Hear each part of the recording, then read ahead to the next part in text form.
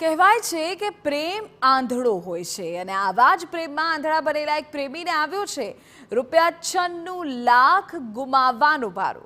વાત છે સુરતના વેડ રોડ વિસ્તારની કે જ્યાં ભાડે રહેતી પડોશી મહિલા સાથે યુવકને પ્રેમ થયો।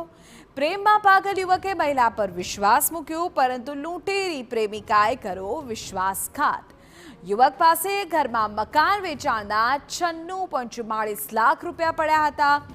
આ રૂપિયા પર પ્રેમિકા મહિલાની દાનત બગડી। બસ રૂપિયા લૂંટવા મહિલાએ રચી પ્રેમ જાળ અને આ બાદ રીતે ફસાયો યુવક।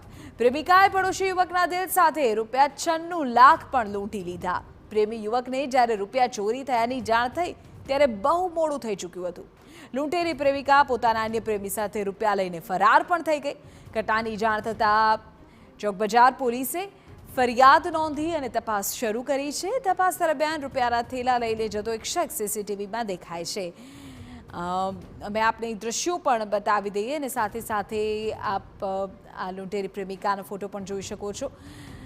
વધુ જાણકારી પર સંવાદદાતા બળદેવ સુથાર આપી રહ્યા છે। જી બળદેવ, જે રીતે સુરતના ચોકબજાર પોલીસ સ્ટેશનની અંદર એક જે છેતરપિંડીની જે ફરિયાદ નોંધાઈ છે તેની અંદર વિગત વાત કરવામાં આવે તો સુરતના વેડ રોડ વિસ્તારની અંદર એક જે પ્રેમિકાએ પોતાના જે પ્રેમીને વેડ રોડ વિરમનગર સોસાયટીમાં રહેતા એક યુવકને જે ભાડુઆતમાં રહેતી જે મહિલા છે તેને પ્રેમજાળમાં ફસાવ્યો હતો અને ત્યારબાદ આ યુવક પાસે જે એક આવાસનું જે મકાન હતું તે વેચી મારવા માટેનું જે કહ્યું હતું અને પ્રેમજાળમાં ફસાવી અને જે રૂપિયા આવ્યા હતા 96 લાખ જે રૂપિયા તે રોકડ રૂપિયા રકમ જ્યારે યુવકના જ્યારે ઘરે આવ્યા હતા ને તે દરમિયાન આ પ્રેમિકાએ પોતાના બીજા પ્રેમી સાથે મળી અને જે 96,44,000ની જે બેગ ભરી અને રાત્રિના સમય ચોરી કરી અને ફરાર થઈ ગયા હતા। એટલે મહત્વની વસ્તુ એ છે કે ઠગ મહિલાએ પ્રેમજાળમાં ફસાવી યુવકને જે લાખોની જે છેતરપિંડી કરી છે ને તેના આધારે યુવક દ્વારા ચોકબજાર પોલીસ સ્ટેશનની અંદર ફરિયાદ નોંધાવતાની સાથે જ ચોકબજાર પોલીસ દ્વારા અલગ અલગ ટીમો બનાવી અને આ જે પ્રેમી યુગલ જે છે તેને ધરપકડ કરવા માટે ચક્રો ગતિમાન કર્યા છે।